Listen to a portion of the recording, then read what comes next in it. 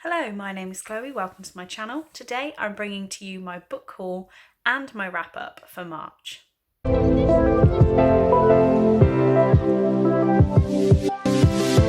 had quite a small month in terms of reading and buying books. I only bought 4 books and I only read 7. So I know 7's not bad, but I think it was 13 the month before. So only small, thought I'd join the videos together and may as well just start talking about the books. First book I didn't actually buy, it was given to me by my granddad, and that is a first edition of Harry Potter and the Goblet of Fire. First edition, first printing of it, I believe. It's got those numbers inside that mean it's the good one. I don't know, he told me it's a first. It's an expensive one, let's say that. I already have Goblet of Fire, obviously, like in the Bloomsbury, but it's the paperback. So yeah, I actually own the first edition hardback, which is probably not as rare as I think it is, but you know, I'm happy with it. And then the other 3, I was buying a lot of presents for my boyfriend for his birthday this month. And that did mean that sometimes I was buying things, it was like free delivery if you spend this much on things dispatched by Amazon. So, you know, went for books. The first one being one I have already read. I listened to the audiobook and I wanted a physical copy, and that is Daughter of the Pirate King by Trisha Levenseller. I gave this 5 stars in November? No idea, last year. Really loved it. So I wanted to have an actual copy on my shelf. Been looking for when the price dropped a little bit. So yeah, it dropped significantly. And I needed the money in my basket, so I now own this. The next book is P.S. I Love You P.S. I Still Love You, by Jenny Han. This is the second to All the Boys I Loved Before, which I still haven't read actually. I know I like the story because I love the film and everyone says it's the same thing. But yeah, grabbed the sequel, so they look good together on my shelves. One day I'll get to it. Next book is one that it's the sequel to a book that I read with Brittany from The Neverending Reader last month. I want to say last month. Well, we're in April, so we read it in February. God, I'm getting confused now. And that is Legendary by Stephanie Garber. I was waiting for this specific copy, this edition, the paperback, because I don't know if you can see it behind me. Oh no, it's just there. Caraval is just there, I can see it. So yeah, I needed to have the matching one for my shelf because I'm petty like that. But yeah, loved Caraval, gave it 4 stars, I think. I did have some issues with it. So excited to see where this one goes, but I now own it so I can read it when I want to. Now I've just got to go grab the books that I did actually read. Okay, so in terms of my actual reading, normally I have a mix of 2 to 5 star books, but this month I had 4 2-star books and 3 5-star books. That was because I was doing the rereadathon, so I reread 3 of my favourite books, so they were the 3 5 stars, and then I just unfortunately picked up some pretty naff ones for the rest of the month. So all of the 2-star books, actually, I don't have a copy to show you. They were either library books or are in a better place. The first one being That Baby by Gillian Dodd. I can link my February wrap up here as well because I read, this is the 3rd book in the That Boy series. So I did the 1st and 2nd in February and the 3rd in March. I listened to the audiobook for this. I think the first 2 I gave 3 stars, I might be wrong. And this book was just pointless. It was just pointless. I don't really have more to say than that. It's obvious they're called That Boy, That Wedding, That Baby. So I think we can guess the storyline. And yeah, it was just a bit crap, really. Don't really have more to say. I do apologise.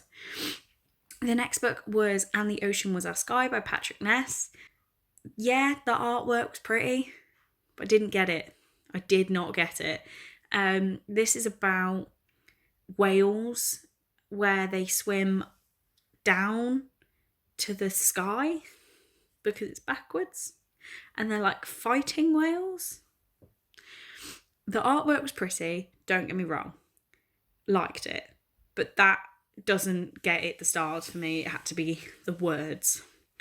And I have read More Than This by Patrick Ness, which I really liked. It just wasn't for me. Didn't get it, and that could be my own stupidity, but need to understand a book if I'm going to say I like it. Next one was The Secret Garden by Frances Hodgson Burnett.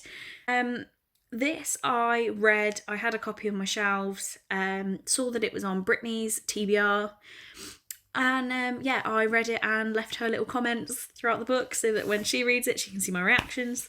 I wanted to like this more. It's probably closer. I want to say it's close to a 3-star because I have gifted it to Brittany, but she wanted to read it, so I can't not send it her because I think it's bad. It's a children's classic about a girl called Mary who lives in India, and all of her family and everyone, she's like very well off, and all of her servants, everyone dies, so she gets sent to live with an uncle in England.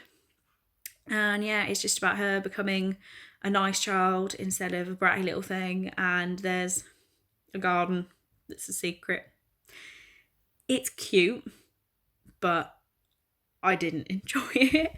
I enjoyed reading it to leave Brittany the notes, but in terms of the actual story itself, it didn't really do anything for me, if I'm honest. Last 2-star book is Finale by Becca Fitzpatrick. This is the 4th book in the Hush Hush series. I was collecting all of the series. I read number 1 ages ago, saw a paperback for like £2, the hardback rather, for about £2. So just decided collecting all the books. I must have spent about £10 on them all. I know that's not a lot for a series of books, but they're quite old now and they were all used. And I enjoyed the first 2, but I didn't really like the 3rd. I think I gave it 3 stars. And then this one, the ending, it was just shocking. I have a very lengthy thought review on Goodreads that's spoiler filled, so I can link that below for you if you want to read it. But there were so many inconsistencies that I was getting angry reading it, and the only reason I finished it was just to see how she resolved all of her issues, and she didn't, so it was bad. I'm sorry. I liked the first one. If you've read the first one, maybe read the second. Don't go any further. You're fine on 2. So then we have 3-star books, and as I said, I read these in the rereadathon, so if you watch that vlog, you know what these are. I will link the vlog for you in case you do want to watch it. The first book is Harry Potter and the Prisoner of Azkaban by J.K. Rowling. I read this with my group of friends who are rereading Harry Potter all year, so obviously this month is Goblet of Fire, so I need to get on that soon. But I obviously gave this 5 stars. This was my favourite reread of a Harry Potter book ever, because I don't like the film for this one that much. Out of all of them, it's probably my least favourite. So I went into this, I read it years ago, but went into it not really expecting too much. I was expecting to not enjoy it as much as the rest. But there were so many things in here that I was just shocked to read and like forget that I knew were a thing, if that makes sense. Like I am not ashamed to admit that I never really understood the Marauders. Obviously I knew who they were, but I didn't, all the names, I was like, oh, I'm confused. I just sort of used to skip over it. I now understand, and I'm like, maybe I should have paid more attention to this. But yeah, favourite reread of a Harry Potter book ever. I also reread Twilight by Stephenie Meyer. I will never give this less than 5 stars. You can't make me. I absolutely love it.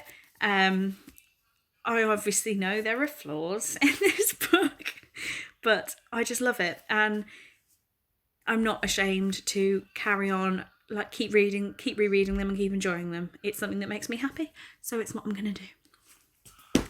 And finally, the last book in this wrap-up is Glass Houses by Rachel Caine.